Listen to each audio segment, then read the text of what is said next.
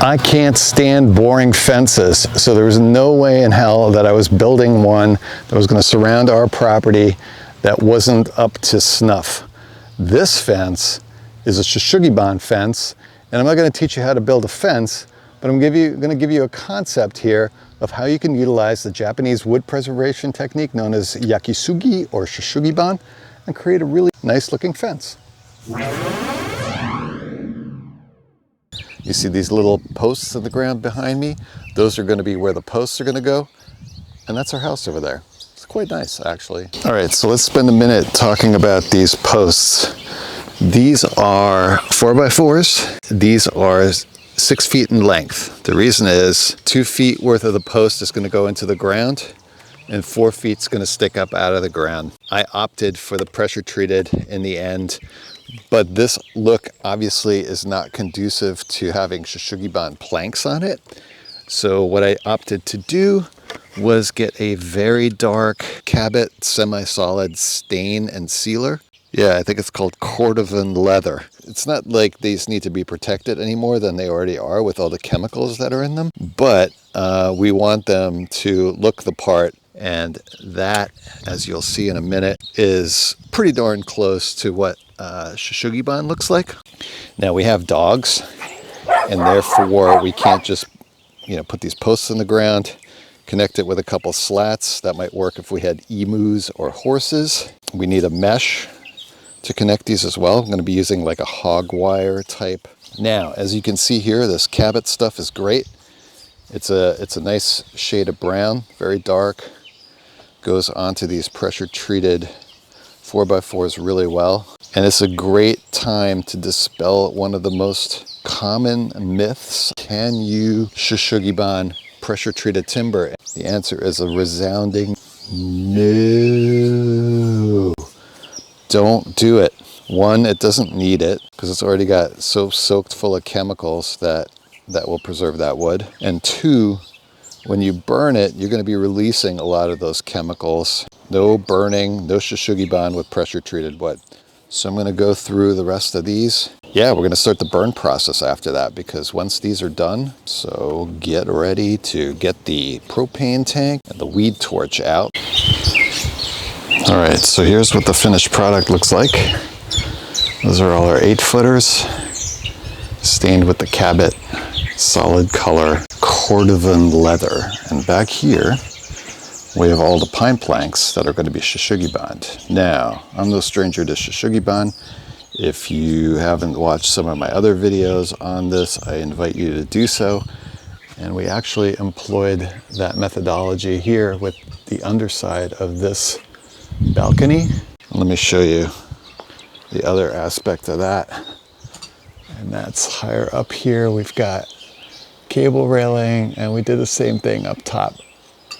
More Shou Sugi Ban, which looks great. All right, so it's a couple days on. Progress has been made. The fence is actually up.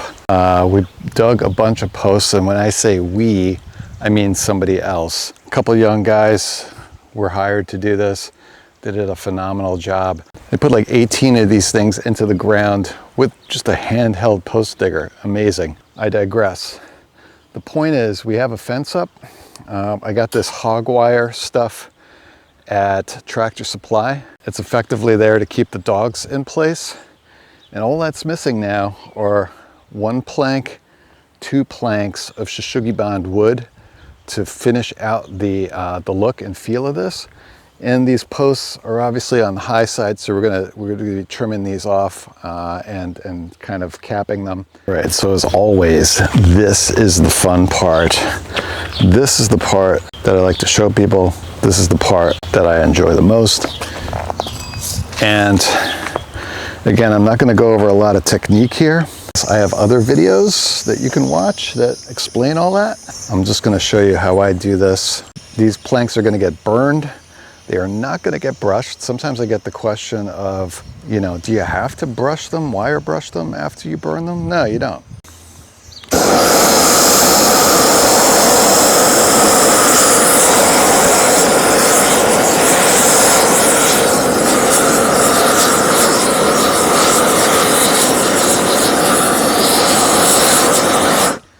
this is the type of burn that I'm going for. I'm not going for an alligator skin burn here, but I'm going for a pretty consistently dark burn. And obviously we always burn both sides of the wood. And I've mentioned that many times.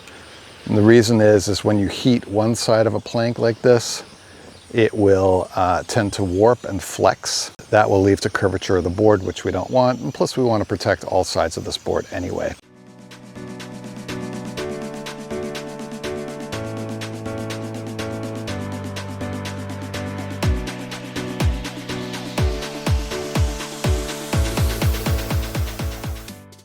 All right, that's one side and one edge.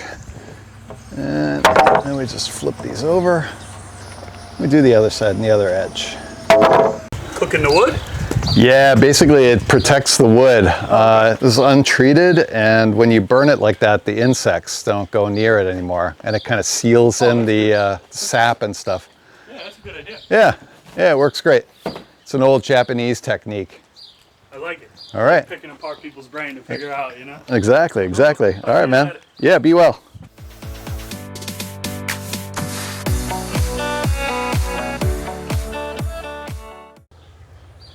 And just like that, burn 2 planks. UPS guy approved too. It goes pretty quickly. Shut the gas off. You always want to be careful with that. I'm using these 2 sawhorses. Always do this under on top of a non-flammable surface. You know, just be careful. Use common sense.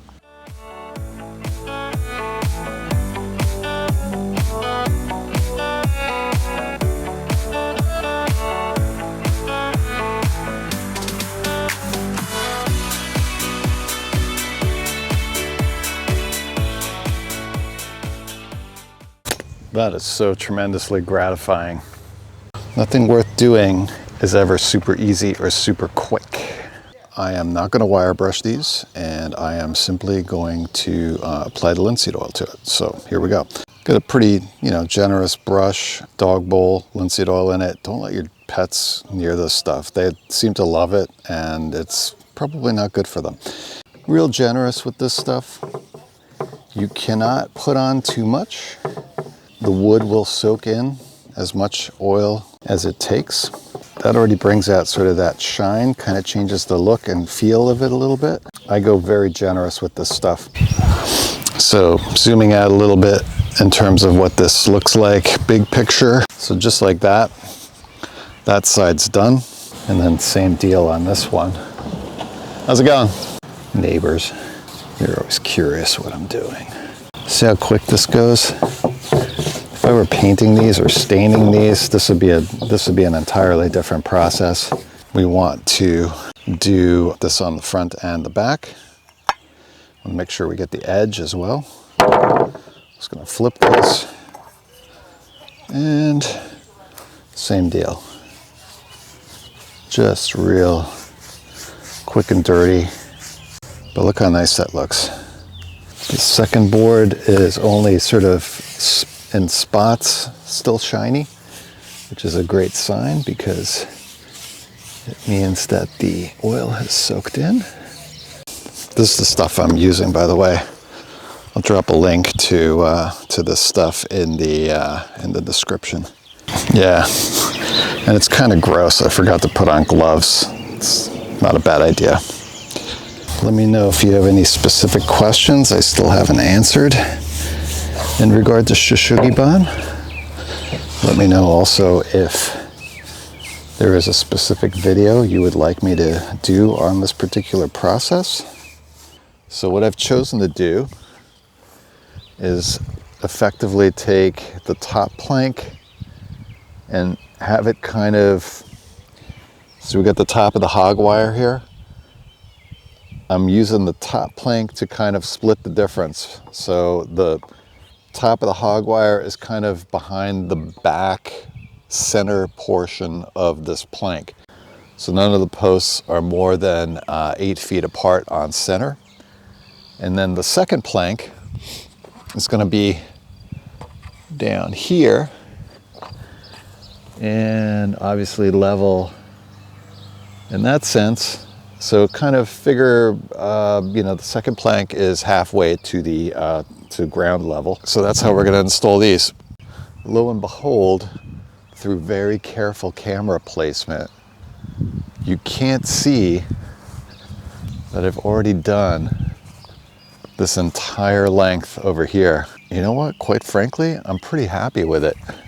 Let me show you what that looks like. So,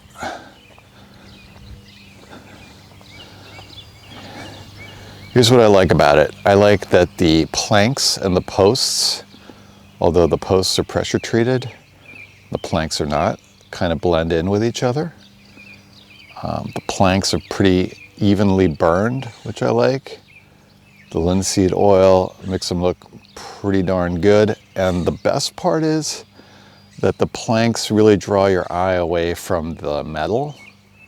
But I went with the thicker hog wire panels from Tractor Supply because what I really didn't want to have happen was, you know, when I weed whack this, I don't want the weed whacker, you know, tearing this stuff apart. And this stuff is pretty strong. Now it is galvanized, so it won't lend itself real well to painting.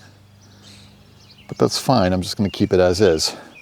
But here you can see really clearly how the planks are on the outside, the wire is on the inside. I think that works out pretty well. Now we're just going to work our way across.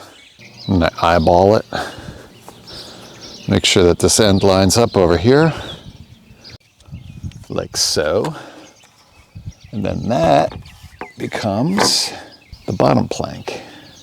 I think it's a good look. Again, I think the post right now is kind of throwing you off. Like imagine if this wasn't here, like that. That's how I decided to do this fence. It's custom. It's not always easy to do custom stuff. I like this. I think it's a better option. But yeah, let me know if you agree. I mean, was this worth the effort?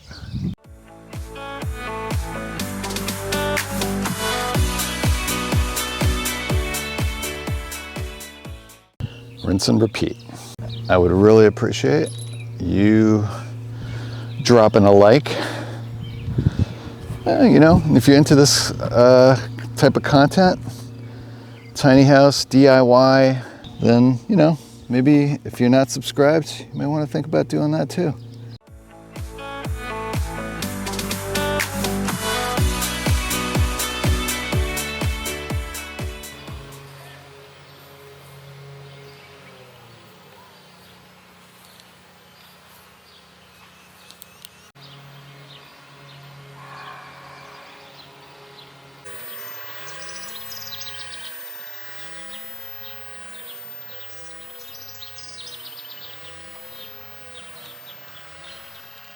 I guess that's it.